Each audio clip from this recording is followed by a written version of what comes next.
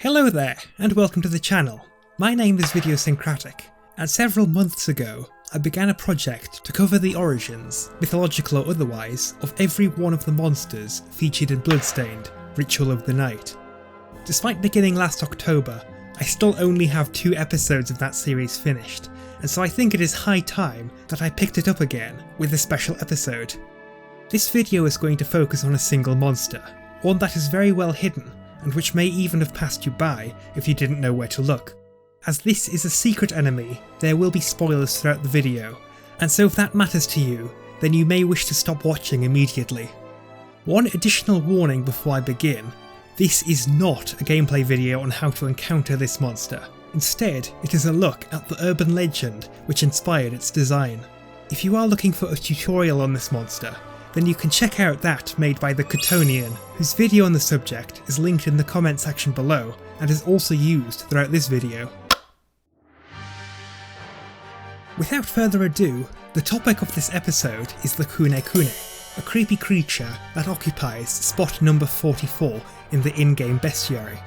This elusive spook can only be encountered while the train traverses the Bridge of Evil, after performing specific actions, and this, alongside a number of other properties, really makes it stand out from the crowd.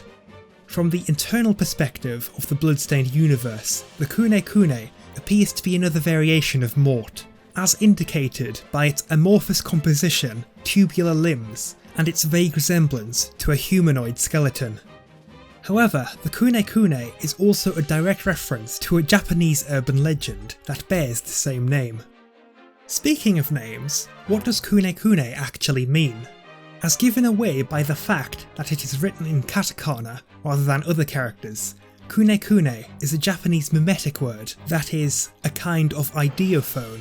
Like onomatopoeia, these are words that are supposed to evoke a certain idea.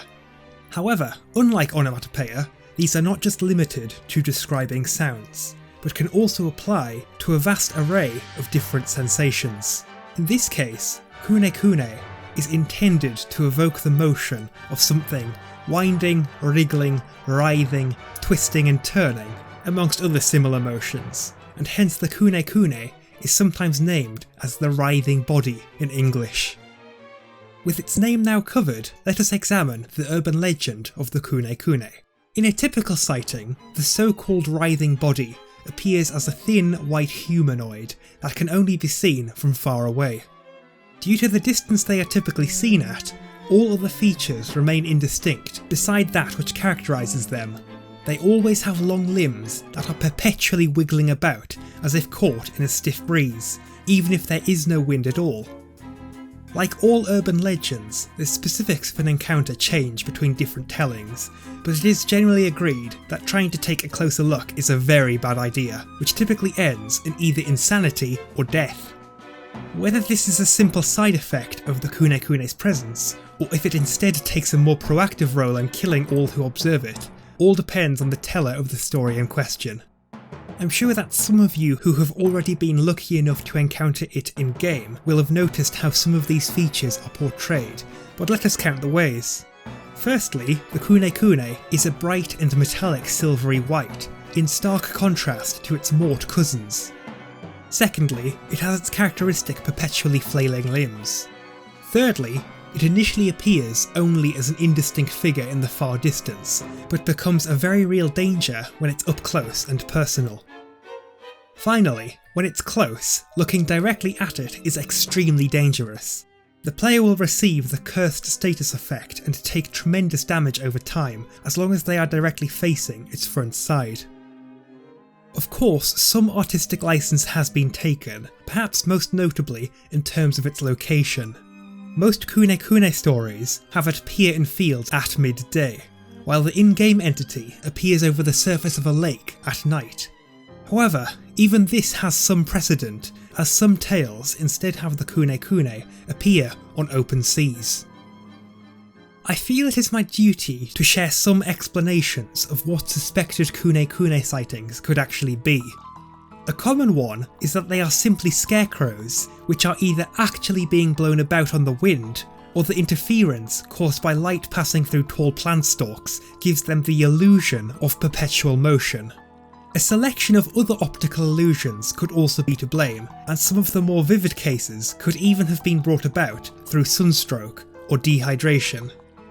I also think it is very important to note that this is a relatively recent phenomenon.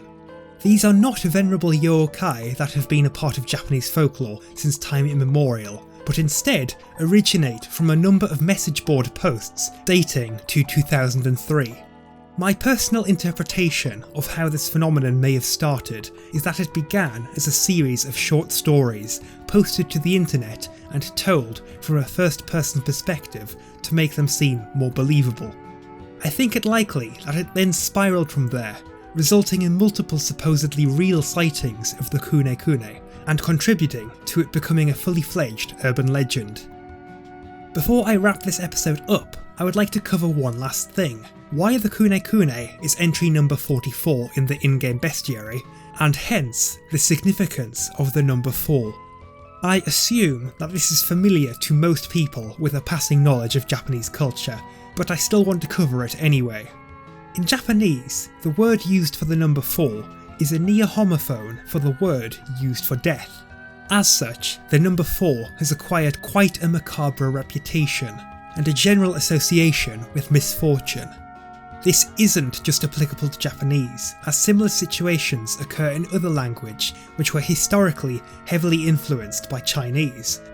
Due to the ominous reputation of the number 4, it was only natural that the number 44 spot was reserved for something a little bit out of the ordinary and scarier than the standard fare, and incidentally also why I wanted to have this video ready for the 4th day of the 4th month. Thank you for watching the video, and I really do hope you enjoyed it. If you did enjoy it, then you may also enjoy the other 2 episodes I've made in this series so far. Hopefully, the next episode shouldn't be too far away. In it, I intend to cover the rest of the in-game monsters originating from mythology. If you have enjoyed this video, then please consider liking, sharing, and possibly even subscribing to my channel if you are interested in future content along these lines. Once more, thank you very much for watching the video, and I hope to see you again, whenever that may be. Ciao!